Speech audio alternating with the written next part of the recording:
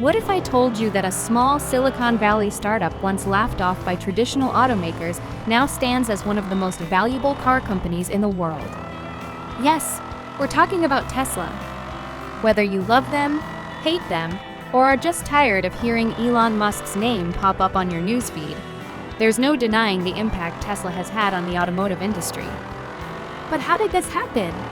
How did an upstart electric car company not only survive in an industry where most startups crash and burn, but completely revolutionize the way we think about cars?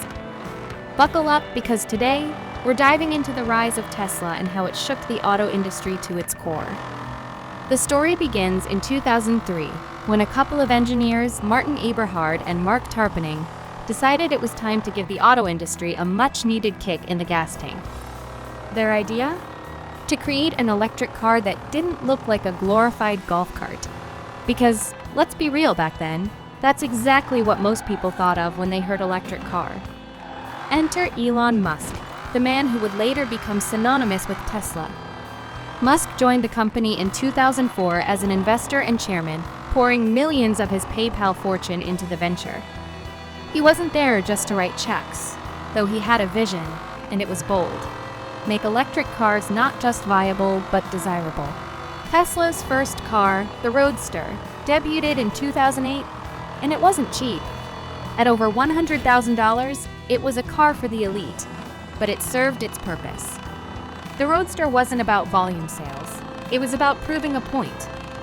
It showed that electric cars could be fast, sexy, and, most importantly, fun to drive. Suddenly, electric vehicles weren't just for eco-enthusiasts and science fair projects.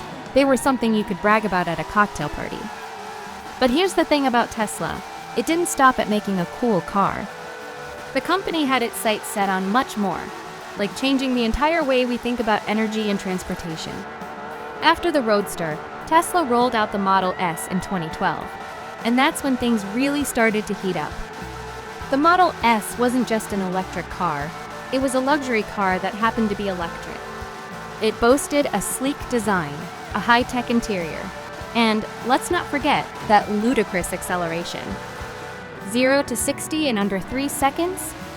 Yeah, that's the kind of stat that makes even muscle car enthusiasts do a double take. By the way, if you're enjoying this deep dive into Tesla's wild journey, take a moment to hit that like button. It really helps the channel to grow and enable us to bring more content like this straight to you. Alright, back to the story. While the Model S was turning heads, Tesla wasn't just innovating on the surface. Its real game changer was in the battery and software technology. Tesla didn't just want to build electric cars, it wanted to make them practical for everyday people. Charging infrastructure? Tesla started building supercharger stations across the U.S., essentially creating its own fueling network. Over-the-air software updates? Tesla made it normal to wake up and find your car suddenly had new features overnight. And then there was Autopilot. Love it or hate it, Tesla's semi-autonomous driving system pushed the boundaries of what people thought a car could do. Sure, it sparked debates, lawsuits, and a few terrifying YouTube videos, but it's also been a major selling point for the brand. Now, let's talk about marketing. Or rather, the lack of it. Did you know Tesla doesn't spend a dime on traditional advertising? No flashy Super Bowl commercials, no celebrity endorsements. Instead, the company relies on word of mouth, social media, and, of course, the endless stream of headlines Elon Musk seems to generate. Some people buy Tesla cars because they love the brand. Others buy them because they love to hate Elon Musk. Either way, it's free publicity. By the time Tesla introduced the more affordable Model 3 in 2017, it was clear this wasn't just a niche company anymore. The Model 3 was aimed at the masses, and while its rollout wasn't without hiccups, remember production hell? It eventually became one of the best-selling electric cars in the world. Suddenly, it wasn't just tech enthusiasts and luxury buyers driving Teslas. It was your neighbor, your coworker, maybe even your Uber driver. But Tesla's rise hasn't been without its bumps in the road. Critics have called out its quality control issues, its reliance on government subsidies, and let's not forget those eyebrow-raising quarterly earnings reports. Oh, and then there's Elon Musk, a man who can send Tesla's stock price soaring or plummeting with a single tweet. Love him or hate him, Musk is as much a part of Tesla's identity as the cars themselves. Still, for all the drama and controversy, Tesla has achieved what many thought was impossible. It didn't just create a successful electric car company, it forced the entire auto industry to take electric vehicles seriously. Look around today, every major automaker is racing to develop their own EVs. Ford's got the Mustang Mach-E, GM's bringing back the Hummer as an electric beast, and even Porsche has entered the chat with the Taycan.